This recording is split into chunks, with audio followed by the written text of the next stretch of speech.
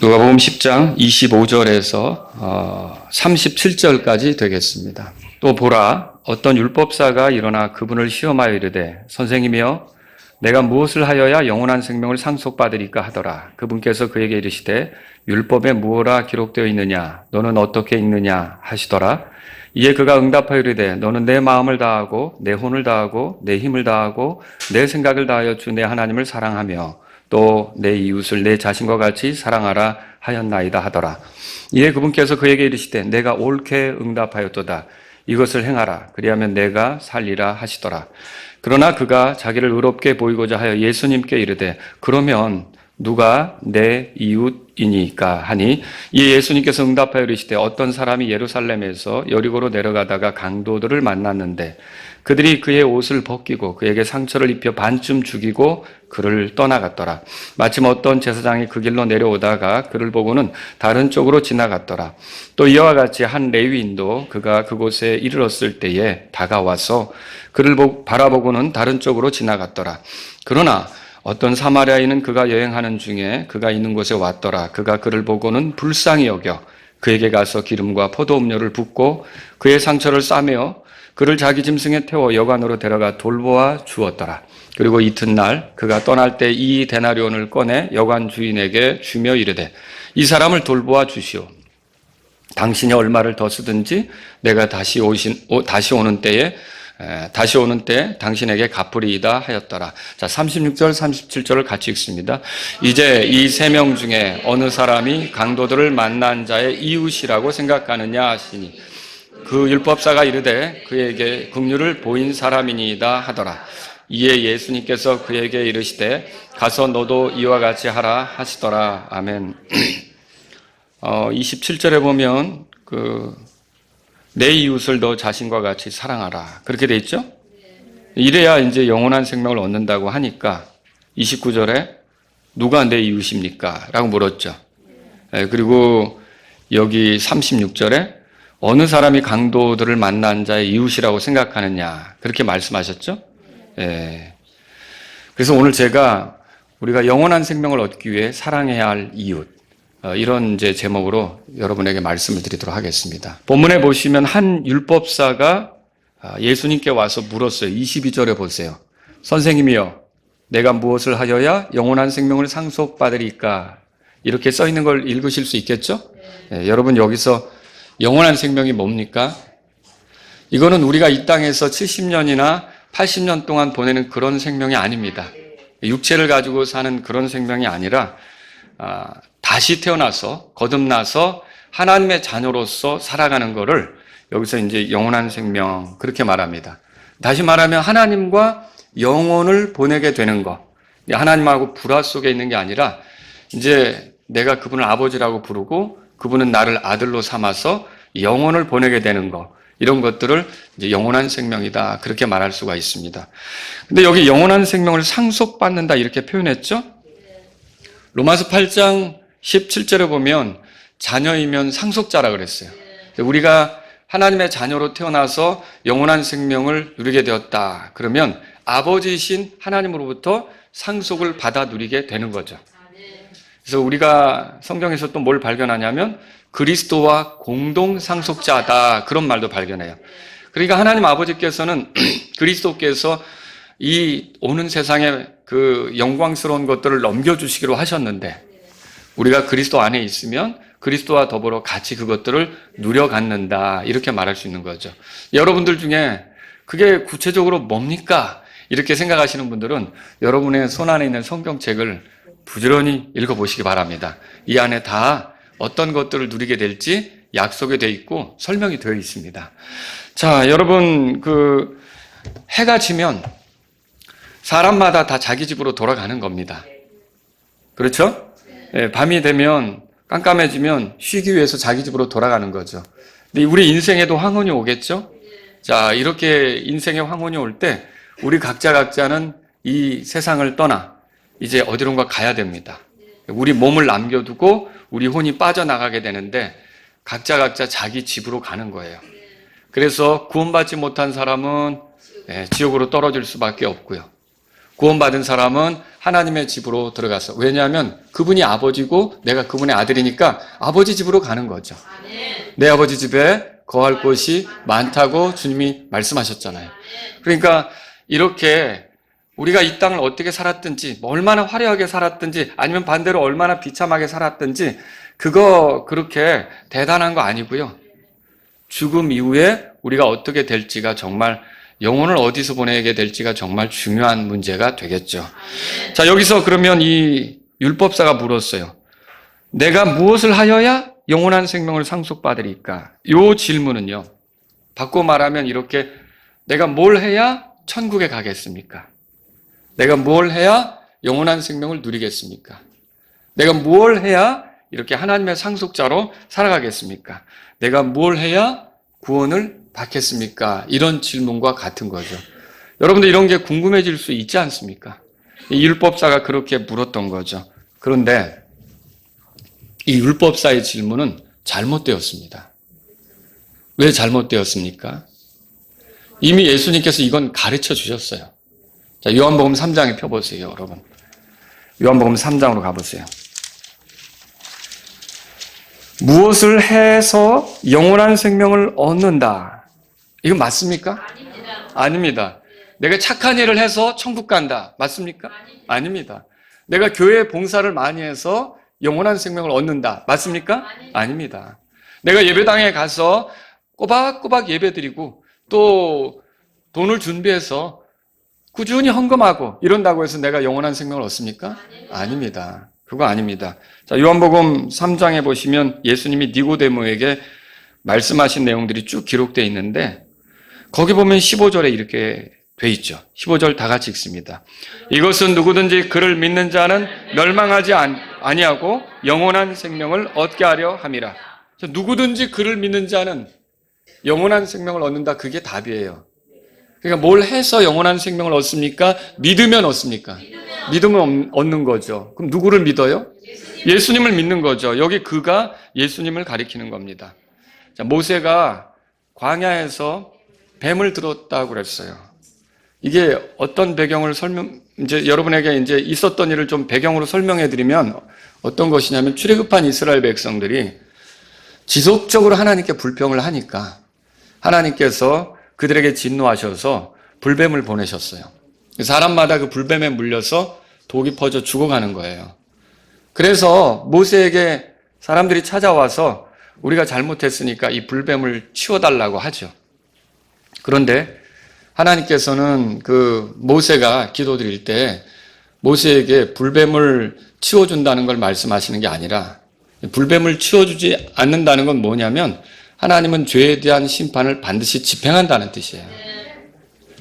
불뱀을 치우는 게 아니라 오히려 노수로 뱀을 만들었어요. 그리고 높은 장대에다가 그 노수로 만든 뱀을 매달게 했던 거죠. 그리고 그것을 광야니까 이렇게 평평할 거 아닙니까? 그 광야에서 높이 들어 올려서 누가 불뱀에 물렸든지 그 노뱀을 쳐다보면 산다고 그랬어요. 자, 이 치료법이 굉장히 특이하죠. 약초를 가져다 주는 것도 아닙니다. 의사들을 불러다 주는 것도 아닙니다. 그렇죠? 뭐예요? 단순히 그거를 보기만 하면 낫는다는 거예요. 그런데 웃겨. 그거 본다고 살아? 아, 정말 답답한 처방이네 하고 보지 않은 사람들은 어떻게 됐을까요? 죽는 거예요.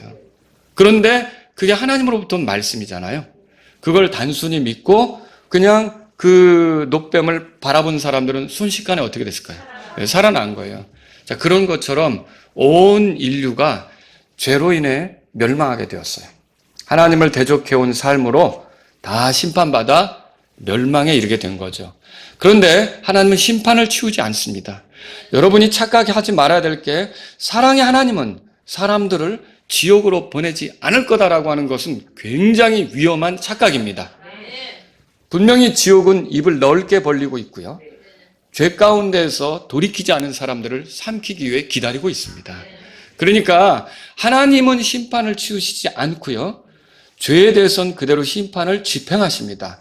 대신 하나님은 긍휼이 많고 사람을 사랑하기 때문에 구원 방법을 제시하시죠. 마치 광야에서 노뱀을 들어 올리게 한 것처럼 이제 온 인류 가운데 십자가에 구원자 예수님을 들어 올리셨어요. 우리의 죄 때문에 죽임당하게 하셨어요. 그리고 죽음으로 끝난 게 아니라 부활로서 하늘 높이 들어 올려지게 만드셨어요. 이제 그렇게 우리 죄 때문에 죽으시고 하늘로 높이 들려 올라가신 예수님을 믿는 사람, 그분을 나의 구원자로 바라보는 사람, 그 사람은 어떻게 됩니까? 15절의 말씀에 의하면 영원한 생명을 얻는다고 되어 있어요. 여러분이 영원한 생명을 얻는데 뭐 율법을 잘 지켜야 되는 겁니까? 천만에요. 조심조심해야 되는 겁니까? 천만에요. 우리가 뭐 이렇게 착한 일을 하고 뭔가 이렇게 주님이 원한다고 생각했던 것들을 노력하지 못하면 잃어버리고 이런 겁니까? 단순해요. 그냥 그 노뱀을 바라보면 불뱀에 물린 자들이 살았던 것처럼 그 십자가 못 박히시고 죽으셨다가 부활하신 예수님을 자신의 구주로 믿으면 영원한 생명을 얻습니다. 믿으면. 그래서 무엇을 하여야 영원한 생명을 얻으리까라는 질문은 이 예수님이 가르치셨던 것들을 생각해 본다면 할 수 없는 질문이죠. 그죠? 16절도 읽어보세요. 여러분 유명한 구절이죠. 다 같이 요한복음 3장 16절 읽겠습니다. 이는 하나님께서 세상을 이처럼 사랑하사 자신의 독생자를 주셨으니 이것은 누구든지 그를 믿는 자는 멸망하지 않고 영존하는 생명을 얻게 하려 하시기 때문이라. 자, 여기서도 뭘 얘기합니까? 하나님이 세상을 사랑하셔서 독생자를 보내주셨는데 독생자가 누구예요? 예수님이죠. 그 예수님을 믿으면 영존하는 생명을 얻는다. 그냥 답을 예수님께서 단순하게 말씀하셨던 거예요. 여러분 이렇게 믿으십니까? 무엇을 해야 영원한 생명을 얻을 것처럼 여러분 노력하지 않습니까? 무엇을 해야 내가 영원한 생명을 잃어버리지 않을 것처럼, 내가 구원을 잃어버리지 않을 것처럼 여러분 노력하고 있는 거 아닙니까? 그거 다 잘못된 거죠. 여러분과 저의 구원은 예수님에게 달려 있습니다. 그리고 내가 예수님을 믿으면 멸망하지 않고 영존하는 생명을 얻는 거죠. 그런데 이제 이 율법사를 가르치기 위해서 예수님께서 물으셨어요. 본문으로 돌아가 보세요. 누가복음 10장에 26절에 보니까 그에게 예수님이 물으셨죠. 율법에 뭐라고 기록되어 있느냐? 너는 어떻게 읽느냐? 그렇게 물었어요. 그러니까 이게 율법사는 율법을 잘 알 거 아닙니까? 그러니까 그 율법에 따라 대답을 하죠. 뭐라고 대답합니까? 27절 다 같이 읽어볼까요?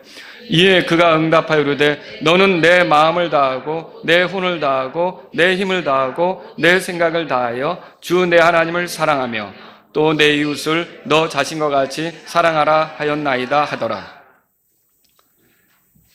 613가지의 율법을 함축하면 10개가 될 수 있어요. 그걸 뭐라고 부릅니까? 십계명이라고 부르죠. 그 십계명을 둘로 함축하면 지금 말씀한 게 되는 거예요. 첫째는 뭐예요? 하나님을 사랑하는 거. 두 번째는요? 그와 같이 이웃을 사랑하는 거예요. 그렇게 하면 너 산다. 지금 그 얘기를 이제 이 율법사에게 들으신 예수님께서 말씀하시는 거죠. 그래서 28절에 이에 그분께서 그에게 이르시되 내가 옳게 응답하였도다. 이것을 행하라. 그리하면 내가 살리라. 이렇게 물었던 거예요. 당연히 하나님을 사랑하면 죄를 멀리 하겠죠. 그리고 하나님을 사랑하면 그 사람은 하나님하고 관계가 좋은 거 아닙니까?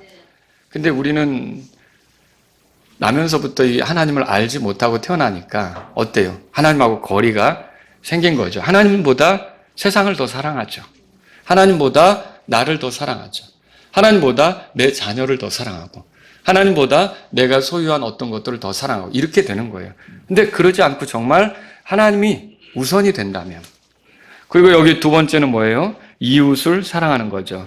자, 그런데 29절에 이 율법사가 거기서 그렇구나라고 이제 물러나면 좋은데 자기를 의롭게 보이려고 해서 물어봤어요.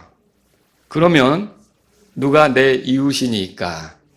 이웃을 사랑해야 된다는 건 아는데 이게 예수님을 시험하려고 물었다면 괘씸한 거고 모르고서 물었다면 참 엉뚱한 사람이죠.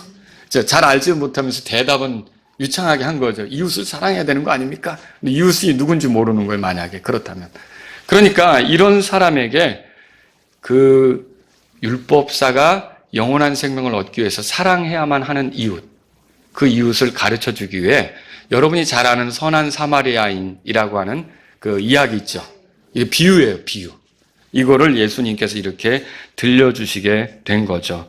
그래서 오늘 저는 여러분과 함께 이 비유를 통해 우리가 사랑해야만 하는 이웃, 그러니까 영원한 생명을 얻기 위해 사랑해야만 하는 이웃이 누군지를 살펴보려고 하는 겁니다. 이 본문 말씀에는 크게 세 부류가 등장해요. 이 세 부류를 여러분에게 소개하면서 우리가 누구를 사랑해야 되는가, 이것을 이 말씀을 통해서 확인했으면 좋겠습니다. 자, 그럼 첫 번째 부류는 어떤 부류냐? 30절 다 같이 읽어보죠. 이에 예수님께서 응답하여 이르시되 어떤 사람이 예루살렘에서 여리고로 내려가다가 강도들을 만났는데 그들이 그의 옷을 벗기고 그에게 상처를 입혀 반쯤 죽이고 그를 떠나갔더라. 어떤 사람이 첫 번째로 등장합니다. 이 어떤 사람.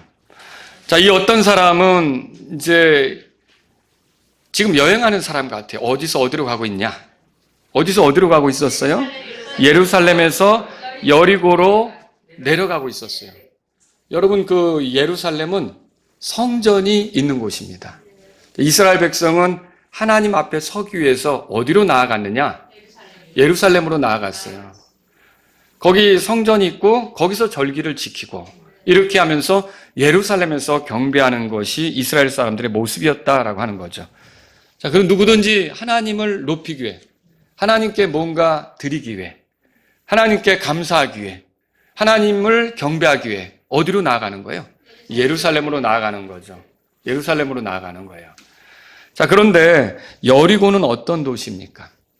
여러분이 성경에서 여호수아기 6장에 가면 그 여리고라는 도시에 대해서 발견할 수가 있어요.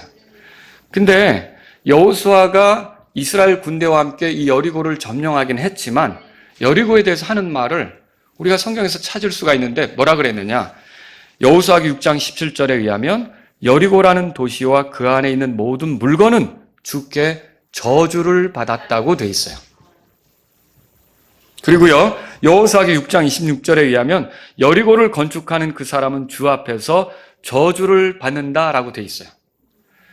그러니까 이 두 도시를 비교해 보면 예루살렘은 하나님을 경배하는, 하나님을 가까이 하는, 하나님을 섬기는, 하나님께 감사하는 그런 곳이라면 여리고는 저주받은 그런 곳이다라고 볼 수가 있는 거죠. 자, 예루살렘에서 여리고까지 내려가는 그 거리는 약 27km 정도예요. 그럼 하루면 갈 수 있는 길이에요. 1시간에 4km 정도 걷는다고 할 때 하루면 갈 수 있는 길이죠. 그런데 여기 특이한 게 있어요. 여리고는 어느 정도의 높이에 위치해 있느냐? 해발 한 750m 이상, 754m라고 그래요. 750m 정도 이상, 거기에 이제, 여기가 이제 땅 지표라고 하면 여기서부터 754m 정도 올라가 있는 거예요. 거기에 예루살렘이 있어요. 예루살렘. 거기 예루살렘이 있는 거예요. 근데 반대로 여리고는 어디에 있느냐면, 땅보다 더 낮아요. 그래서 약 지표보다 더 밑으로 내려가는데 마이너스 한 260m 정도 내려가요. 그러니까 만약에 이 여리고라는 도시가 지중해 바닷가 근처에 있었다면 어떻게 됐을까요? 물속에 잠기는 거죠. 그러니까 예루살렘은 지표보다 높이 있고 여리고는 지표보다 땅속에 있는 거예요. 그러니까 이게 어떻게 보면 올라가는 길이에요? 내려가는 길이에요? 내려가는 길이죠. 여러분 이거를 생각해 볼 필요가 있어요. 자, 이 여행, 이 어떤 사람이 가는 여행은 예루살렘에서 여리고로 가는 여행인데 하나님을 섬기는 데서 저주받은 곳으로 향하고 있잖아요. 하나님을 등지고 가는 사람들의 삶을 보여주는 거예요. 그 사람들은 내리막길 인생을 걸어간다. 그걸 보여주는 거죠. 그리고 그렇게 내려가고 내려가다가 결국은 저주에 이르게 되는데 여러분 구원받지 못하고 회개하지 못한 사람, 하나님을 등진 채 계속 살아가는 사람이 끝내 이르게 될 곳이 어디입니까? 땅보다 더 아랫곳. 어디예요? 예, 지옥으로 떨어지게 된다라고 하는 거죠. 그러니까 이 사람의 여행하는 모습은 하나님을 등지고 살아가는 사람의 모습을 보여준다. 이렇게 말할 수 있는 거죠. 자, 그런데 이 사람이 강도들을 만나 반쯤 죽었다. 그렇게 30절에 써 있어요. 이 강도들이 한 일은 뭡니까? 30절에 보니까 첫 번째 그의 옷을 벗겼어요. 두 번째, 그에게 상처를 입혔어요. 세 번째, 그를 반쯤 죽이고 떠났어요. 자, 이 강도들은 무엇을 보여줄까요? 여러분, 이렇게 하나님을 등지고 살아가는 사람들을 괴롭힐 수 있는 마귀들을 보여주는 거예요. 예수님은 이미 마귀에 대해서 말씀하셨어요. 사탄에 대해서도 말씀하셨죠. 요한복음 8장 44절에 그는 처음부터 살인자요 진리 안에 거하지 않았으니 이는 자기 안에 진리가 없기 때문이라. 그가 거짓말할 때 그는 자기에 속한 것을 말하나니 이는 그가 거짓말쟁이요 거짓의 아비이기 때문이라. 마귀는 뭐예요? 거짓으로 사람들을 죽이는 일을 하는 거죠. 이게 마귀의 모습이에요. 예수님께서 마귀에 대해서 설명한 거죠. 자, 마귀들은 마치 옷을 벗기는 강도들과 같아요. 사람에게서 옷을 벗긴다. 수치스럽게 되는 거거든요. 부끄럽게 되는 거거든요. 여러분은 지금 잘 차려입고 이렇게 오셨지만 옷이 벗겨진다고 하는 거, 옛날엔 포로들을 잡으면 옷도 벗기고 그랬어요. 부끄럽게 된다. 수치스럽게 된다는 거거든요. 그럼 뭐예요? 마귀가 하는 일은요. 하나님을 등지고 살아가는 사람들을 죄 가운데 빠져서 수치스럽게, 부끄럽게 만든다. 그렇게 할 수가 있는 거죠. 또 여러분, 마귀들은요, 마치 상처를 입히는 강도들과 같아요. 그래서 하나님을 등지고 떠난 사람들은 이리저리 상처를 받습니다. 이제 어떻게 상처를 받습니까? 돈 벌다 상처받죠. 그리고 사람 따르다 상처받죠. 누구 사람 믿었다 상처받고요. 거짓된 종교에 빠져서 상처받아요. 그리고요, 명예 추구하다 상처받고, 높은 지위 추구하다 상처받고, 그리고 권력 쥐려다 상처받고, 이리저리 줄 서려다가 상처받고, 상처받는 일이 한두 가지가 아니에요. 이렇게 세상을, 하나님을 등지고 살아가는 사람들은 상처받을 수밖에 없는 그런 인생을 걷는 거예요. 그렇게 걸어가는 거죠. 마귀는 마치 또 하나님을 등지고 살아가는 사람을 거의 반 죽게 만드는 것과 같다는 거죠. 무슨 말이에요? 자기 힘으로는 도저히 그 속에서 스스로 헤어나올 수 없을 정도로 만들어버린다는 거예요. 이게 마귀의 모습이에요. 하나님을 등지고 살아가는 사람들을 괴롭히고 또 이렇게 스스로 해결해 나갈 수 없도록, 헤어나올 수 없도록 그렇게 만드는 것이 마귀들이라는 거죠. 어떤 사람의 모습은 그것을 보여주고 있는 거예요. 자, 두 번째 무리를 소개할게요. 두 번째는 뭐냐면, 자, 31절, 32절 한번 읽어보죠. 31절부터 읽겠습니다. 마침 어떤 제사장이 그 길로 내려오다가 그를 보고는 다른 쪽으로 지나갔더라. 32절도요. 또 이와 같이 한 레위인도 그가 그곳에 이르렀을 때 다가와서 그를 바라보고는 다른 쪽으로 지나갔더라. 자, 두 번째 부류는 제사장 그리고 레위인, 이렇게 레위인 그렇게 말할 수가 있어요. 여러분, 여기 어떤 제사장이 강도 만나 죽어가는 사람을 보고 다른 길로 갔다 그렇게 돼 있어요.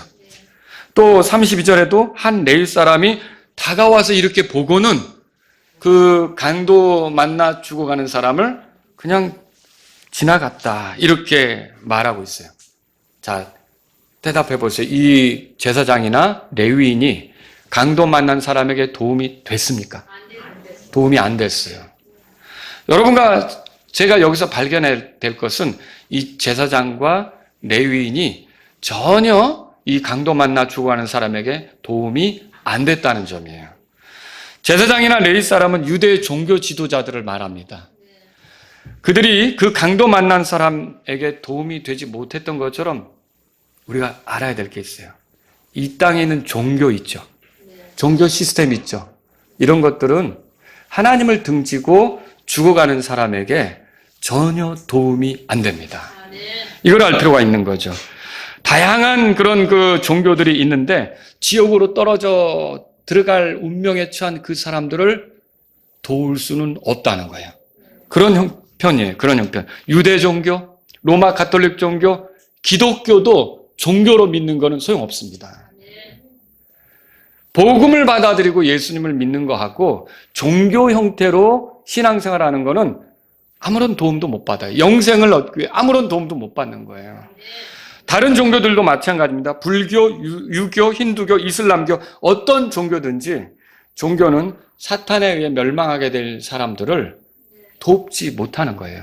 그러니까 이 제사장, 레위인이 돕지 못했던 것처럼 어떤 종교도 이렇게 하나님을 등지고 점차 저주로 향하는 그 사람을, 멸망으로 향하는 그 사람을, 스스로 어떻게 할 수 없는 그 사람을 도울 수 없다는 것을 우리가 볼 필요가 있는 거죠.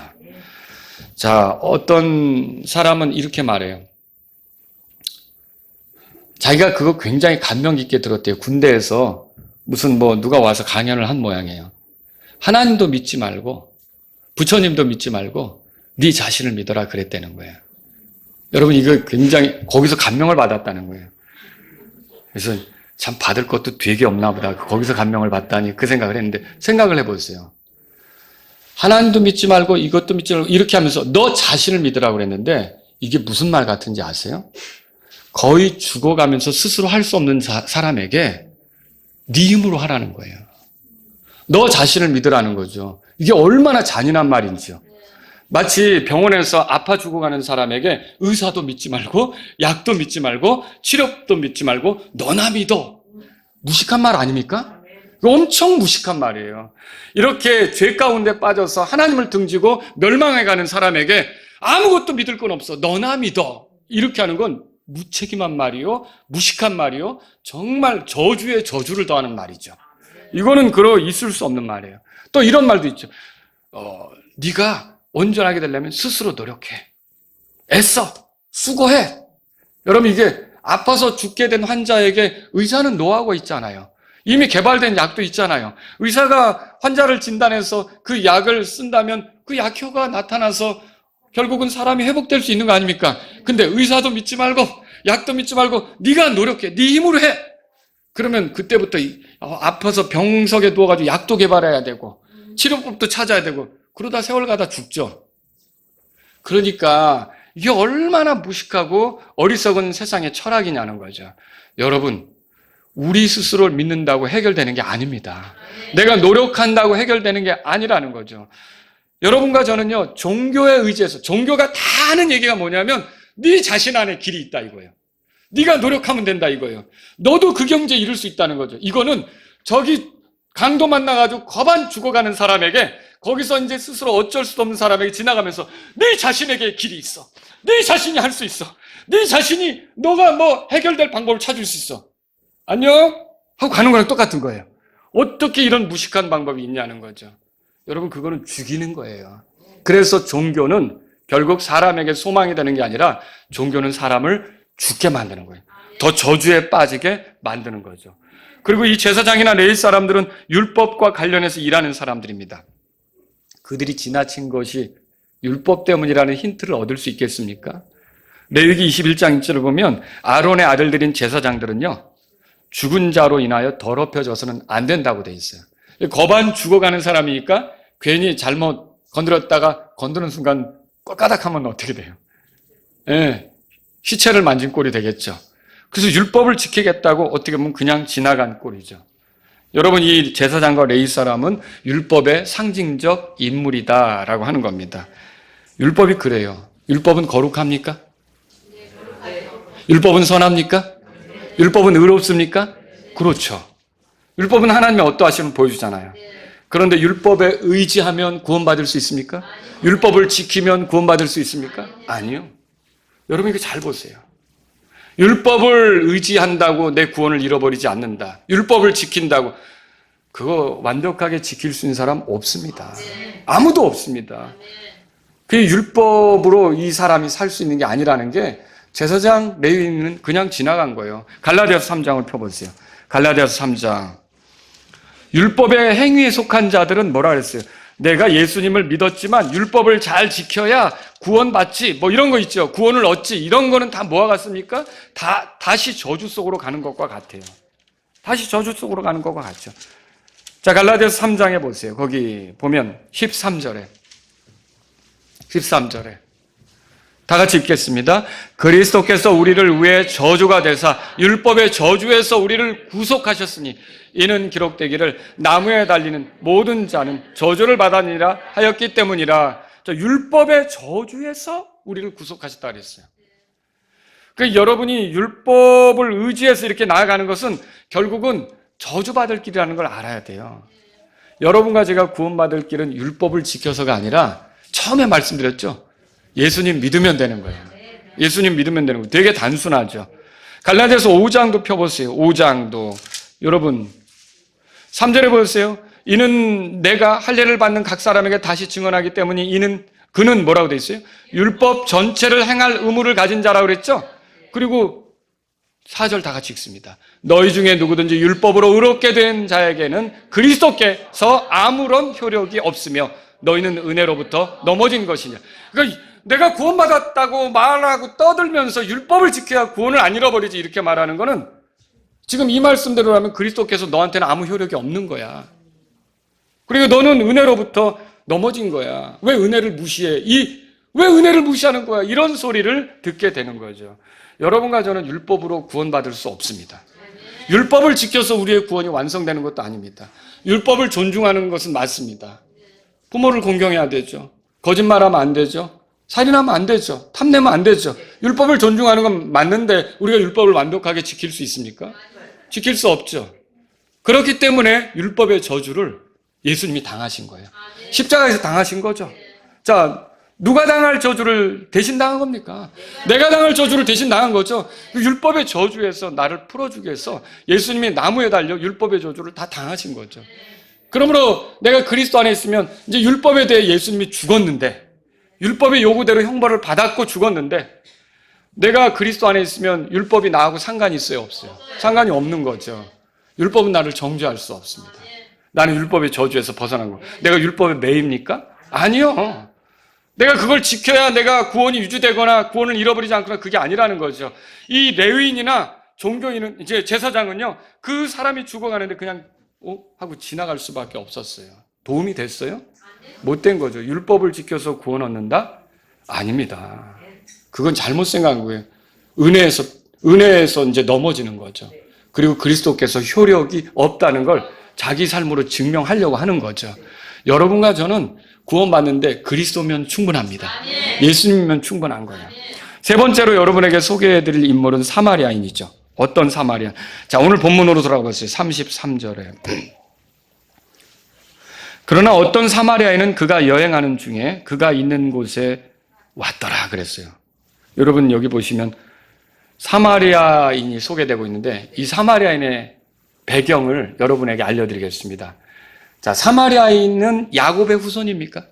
네, 맞습니다. 야곱의 후손이에요. 야곱의 후손이 맞아요. 조상이 아브라함입니까? 네, 맞아요. 그런데 이게 여로보암 때 가서 이스라엘이 두 동강이 났잖아요. 남쪽에 베냐민, 유다를 중심으로 해서 다윗 왕조가 유다 왕국을 이뤘고 북쪽에는 여로보암을 중심으로 해서 나머지 지파들하고 북이스라엘 왕국이 됐잖아요. 근데 이 북이스라엘이 여로보암이 베델에서 단에서 이제 그 금송아지를 만들어가지고 숭배하게 하면서 우상 숭배에 빠지고 바알 숭배에 빠지고 온갖 이교도의 종교에 빠지고 이래서 더럽혀졌잖아요. 하나님께서 아시리아를 통해 북쪽 이스라엘을 멸망시킨 거예요. 남쪽에는 여전히 유다가 남아있는데 히스기야도 통치하고 그렇죠? 유다가 남아있는데 그런데 그 북쪽에 그 살던 이 사람들이 이제 그 아시리아가 정책적으로 뭘 했냐면 이렇게 한 거예요. 이 북쪽 이 이스라엘 사람들이 이교도 있죠. 이 사람들하고 섞이게 만든 거예요. 같이 섞여서 살아가게 한 거죠. 그래서 피가 섞인 거예요. 혼혈이 된 거예요. 신명기 7장에 읽어보면 내 딸들을 그들에게 이제 며느리 주지 말고 또 뭐 그 이교도의 딸을 데리고 와서 아들에게 주지 말고 이런 말이 있잖아요. 그 율법을 어긴 꼴이 된 거죠. 그래서 이게 혼혈이 되다 보니까 남쪽에 그래도 순수하게 바벨론 포로 갔다 오고 순수하게 혈통을 지켰던 유대인들은 이 북쪽의 그 사람들을 오염됐다 그래가지고 사마리아인이라고 이렇게 부르기 시작한 거예요. 사마리아인. 사마리아인이라는 소리가 사실은 굉장히 거북한 소리죠. 그래서 요한복음 8장 48절에도 유대인들이 예수님에게 우리가 너를 사마리아인이요 마귀 들린 자라 하는 것이 옳지 않느냐. 예수님을 사마리아인이라고 얘기를 해요. 그게 굉장히 모욕적인 언사예요. 사마리아인은 피가 섞였다고 해서 이렇게 무시받았어요. 유대인들은 사마리아인을 상종하지 않으려고 잡았어요. 남쪽에 유다 땅이 있죠? 그리고 이렇게 요르단 강이 흘러가고 있어요. 위에 갈릴리가 있단 말이에요. 그러면 여기 명절을 지키려면 사마리아를 통과해서 유다로 가면 되는데 사마리아 사람들이 싫으니까 어떻게 하냐면 여기 요르단강을 건너가지고 동편으로 건너가서 쭉 타고 내려가서 다시 여리고로 해가지고 이제 예루살렘으로 가는 이 사마리아 사람들을 상종하기 싫어했던 거죠. 굉장히 이렇게 원수시하고 이렇게 지냈던 거예요. 그러니까 사마리아 사람들이 뭔가 어려움에 빠지면 아이쿠 잘 됐다 이렇게 하지 유다인들이 그 사마리아인하고 잘 지낼 생각을 하지 않는다는 거죠. 사마리아인을 이웃으로 취급하는 겁니까? 아니요. 이웃으로 취급하지 않았던 거죠. 그런데 사마리아뿐만 아니라 예수님도 이 유대인들은 적대시하고 거부감을 가지고 대했던 거예요. 이 사마리아인이 사실 누구를 보여주는 거냐면 예수님을 보여주고 있습니다. 여러분, 사마리아인은 강도 만난 자가 있는 곳으로 왔어요. 그죠? 그처럼 예수님께서는 죄로 죽어가는 우리들에게 다가오셨어요. 그게 성육신이에요. 하나님께서 사람이 되신 사건이죠. 우리 곁으로 오신 거예요. 그래서 죄인들에 대한 그 다가옴, 그들을 불쌍히 여기고 그들을 회복시키기 위해서 다가옴, 이걸 보여주신 거죠. 또 여러분 사마리아에는 여기 보시니까 이렇게 써 있죠. 그를 보고 불쌍히 여겼다. 33절 끝에 그렇게 돼 있죠. 그처럼 예수님은 죄로 인해 죽어가는 죄인들을 불쌍히 여기십니다. 내가 구원받기 전에 하나님 모르고 내 멋대로 살 때 하나님께서 늘 불쌍히 여기는 마음으로 돌아오기를 바라신 거죠. 굉장히 귀한 일입니다. 하나님을 등지고 살아가는 죄인들, 마귀에게 농락당해서 수치스럽게 된 죄인들, 상처투성인 죄인들을 예수님은 어떻게 바라보시냐?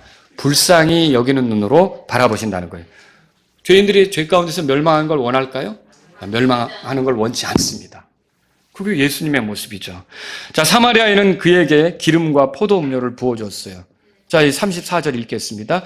그에게 가서 기름과 포도음료를 붓고 그의 상처를 싸매어 그를 자기 짐승에 태워 여관으로 데려가 돌보아 주었더라.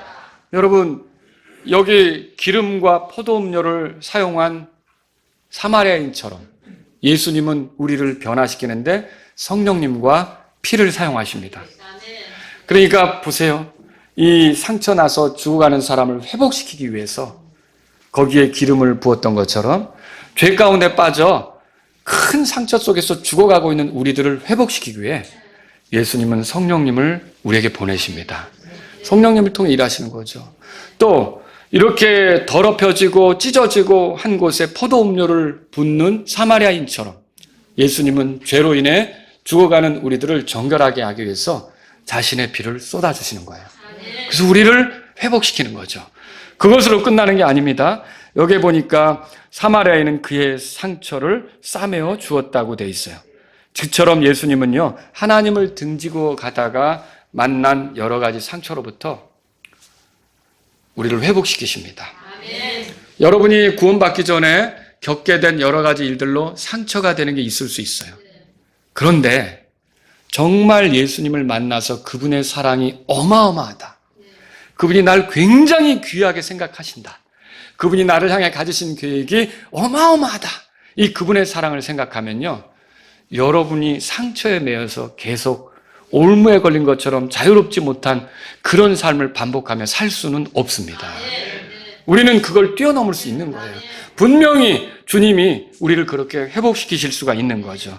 자, 사마리아인은요, 이제 자기 짐승에 그를 태워 여관으로 데려가 돌보아 주었다고 그랬어요. 저와 여러분들은 인생의 나그네 아닙니까? 나그네 인생을 사는데 우리에게 여관 같은 역할을 하는 게 교회입니다. 주님은 우리를 교회로 인도하셔서 교회에서 돌봄을 받게 하시는 거예요. 사마리아는 이튿날 떠나가면서 여관 주인에게 이 데나리온을 주고 돌봐달라고 했어요. 나중에 돌아오면 거기에 들어간 비용은 내가 또 주겠다, 이렇게 했던 거죠. 여러분, 그처럼 예수님은요, 우리가 온전케 되는데 필요한 비용을 다 지불하시는 분이에요. 그리고 정말로 우리가 온전케 되기를 원하시는 분이에요. 그래서 에베소 1장 4절에 보면 그분 앞에 거룩하고 흠이 없게 하시려는 것, 이게 주님이 우리를 구원하신 목적이고 그렇게 온전케 되기를 바라는 주님의 뜻을 거기서 발견할 수 있는 거죠. 여러분, 예수님은 나중에 우리를 데리러 오시겠죠? 이 사마리아인이 이 사람을 나중에 어떻게 됐는가, 온전하게 됐는가 보러 오는 것처럼 예수님도 다시 와서 우리가 부활을 통해 온전케 되는 것을 보게 되실 거예요. 여러분, 이런 일들이 있다는 거죠. 자, 이 사람이 그러니까 사마리아인이 가서 보니까 여관으로 다시 돌아갔는데 완전히 쾌유돼가지고 정말 멀쩡하게 됐어요. 온전하게 됐어요. 자, 사마리아인 기쁠까요? 기쁘겠죠. 여러분, 저와 여러분들이 예수님의 피로 정결하게 돼서 요한일서 1장 7절에 그렇게 써 있잖아요. 그분의 아들 예수 그리스도의 피가 모든 죄에서 우리를 정결하게 한다고 돼 있잖아요. 그러니까 그렇게 해서 우리가 깨끗하게 됐는데, 그렇지만 아직도 어때요? 부족한 게 많아요. 여러분, 그러니까 상처는 금방 낫지는 않았단 말이에요. 그리고 또 어떤 치료 과정이 더 필요할 수도 있어요. 그렇죠? 우리가 구원받은 건 맞지만 우리에게서 다듬어져야 될 게 한두 가지가 아니잖아요. 근데 나중에 시간이 지나서 예수님이 다시 올 때 우리가 부활을 통해 영광스럽게 나타나면 예수님 우리 보고 기뻐하실까요? 당연히 기뻐하시죠. 여러분, 이런 일이 있게 될 거라는 거죠. 예수님은 그 율법사에게 물으셨어요. 36절 보세요.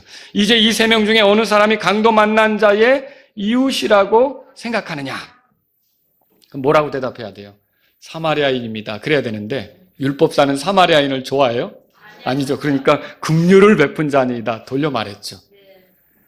여러분, 그때 예수님께서 이렇게 말씀하시는 거예요. 너도 이제 이렇게 해라. 그렇게 말씀하신 거죠. 여러분, 율법사는 영원한 생명을 얻기 위해서라면 이웃을 사랑해야 된다는 건 알게 됐어요. 근데 자기가 사랑해야 하는 이웃을 알았어요? 몰랐어요? 몰랐죠. 그래서 예수님이 사마리아인의 비유로 네가 사랑해야 될 이웃이 누군지 알려주겠다라고 알려주신 거예요. 그러면 그가 사랑해야 될 그 이웃은 누굽니까? 예수님이에요. 예수님이에요. 그들이 싫어하지만 그들에게 긍휼을 베푸시는 분, 예수님. 그들이 온전케 되도록 찾아오신 분, 예수님. 그들을 정결하게 만들기 위해서 피 흘리신 예수님. 그들을 치유하시기 위해 성령님을 허락하신 예수님. 그들이 온전케 돼. 그 율법사가 하나님을 등지고서 지멋대로 가면서 지금 저주로 향하고 있거든요. 그래서 종교라는 거, 그 마귀가 사용하는 그런 종교의 틀에 빠져가지고 얻어 터졌거든요. 그 율법사가 지금 거의 죽어가게 된 거예요. 스스로 어쩔 수 없는 그런 존재가 된 거예요. 그런데 그 율법사가 의지하고 바라봐야 될 것은 그에게 찾아오신 예수님이란 말이죠. 그에게 찾아오신 예수님이란 말이에요. 바로 그 예수님이 그를 위해 죽는, 피 흘리는, 그를 온전케 하게 모든 값을 지불하는 그런 분이 되시는 거고, 그를 교회로 인도해서 바르게 양육받을 수 있도록 도울 수 있는 분이 되시는 거죠. 그리고 나중에 찾아와서 얼마나 온전케 됐는가 확인하실 분이 바로 예수님이시라는 거죠. 여러분, 그래서 결국은 영원한 생명을 얻기 위해 사랑해야 할 이웃은 누굽니까? 예수님이세요. 예수님. 예수님이에요. 자, 고린도전서 16장을 보겠습니다. 고린도전서 16장. 우리 교회 이름 뭡니까? 마라나타. 마라나타 성경에 나오죠? 네. 16장 22절 보겠습니다. 고린도전서 16장 22절.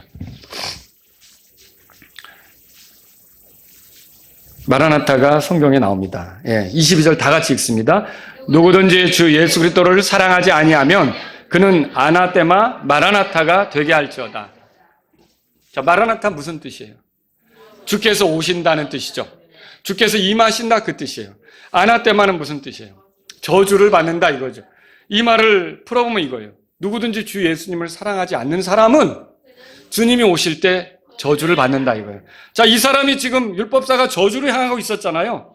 계속 예수님을 거부하는 상태에 있다면 저주 가운데 끝나는 거예요. 그러나 만일 이 사람이 회개해서 예수님이 나를 구원하러 오신 구원자구나. 나의 죄 때문에 피 흘려주시는구나. 나를 거듭나게 하기 위해서 성령님을 통해 일하시는구나. 그리고 나를 고쳐주시는구나. 회복시켜주시는구나. 이렇게 하면서 예수님을 의지하고 사랑하게 된다면 여러분, 저주 가운데 임하는 겁니까? 아니죠. 우리가 당해야 될 저주는 예수님이 다 당하셨기 때문에 내가 예수님을 사랑하면 나는 저주를 당할 필요가 없는 거란 말이죠. 여러분, 그걸 얘기하는 거예요. 자, 혹시 지금까지 하나님을 등지고 살아오신 분이 있으십니까? 그러면 내리막길 인생을 걷고 있는 거예요. 그 끝은 뭐예요? 저주예요. 멸망이에요. 수치스럽게 되고 부끄럽게 되고 또 상처투성이고 그렇게 하다가 지옥으로 떨어질 수밖에 없는 거죠. 그런데 여러분 가운데 내가 더는 이렇게 살면 안 되겠다. 이렇게 지옥으로 떨어지는 사람이 되지 말아야겠다. 이거 너무 고통스럽다. 이렇게 되면 안 되겠다. 스스로 노력해봐도 안 되더라. 여러분 이런 분 있으십니까? 종교도 소용없고 율법대로 잘 지켜보려고 해도 안 되더라. 여러분 이런 거 깨달으신 분이 있으십니까? 그분들에게 여러분이 영원한 생명을 얻을 길은 딱 하나라고 말씀드리고 싶은 거예요. 예수님을 사랑하는 거예요. 예수님을 사랑하는 거예요. 자, 우리를 사랑하셔서 이 세상에 찾아오신 예수님을 사랑하십시오. 성령님으로 우리를 거듭나게 하시는 예수님, 새 삶이 가능하게 하시는 예수님, 자신의 피로 우리의 모든 죄에서 우리를 깨끗하게 정결하게 하시는 예수님, 그리고 우리를 온전하게 되도록 그렇게 모든 비용을 지불하시는 예수님, 다시 와서 우리를 찾으실 그 예수님, 이 예수님을 여러분이 사랑한다면, 믿는다면, 의지한다면, 그분께 여러분이 신뢰를 둔다면 여러분은 멸망할 일이 없습니다. 다 같이 일어서시겠습니다. 오늘 이 시간 이 말씀을 들으신 여러분 가운데 예수님을 사랑합니다. 멸망 가운데 있었던 죄인이지만 나의 죄 때문에 이 땅에 찾아오신 예수님, 나를 구원하러 오신 예수님, 나에게 다가오신 예수님, 나를 위해 피 흘려주신 예수님, 나를 성령으로 거듭나게 하시는 예수님, 내가 온전하게 되도록 모든 값을 지불하시는 예수님을 사랑합니다. 여러분 이 시간 예수님께 사랑을 고백하실 분이 계십니까? 또 구원받지 못한 분들 가운데 내가 예수님을 나의 구원자로 믿습니다. 의지합니다. 이런 분이 있으십니까? 그런 분들이 있다면 이 시간 주님 앞에 나아가십시오. 여러분들이 살 수 있는 길은 다 하나밖에 없습니다. 영원한 생명을 얻을 수 있는 길은 예수님밖에 없습니다. 여러분 가운데 구원받기를 원하는 분들은 그냥 가지 마시고 꼭 도움을 요청하시기 바랍니다.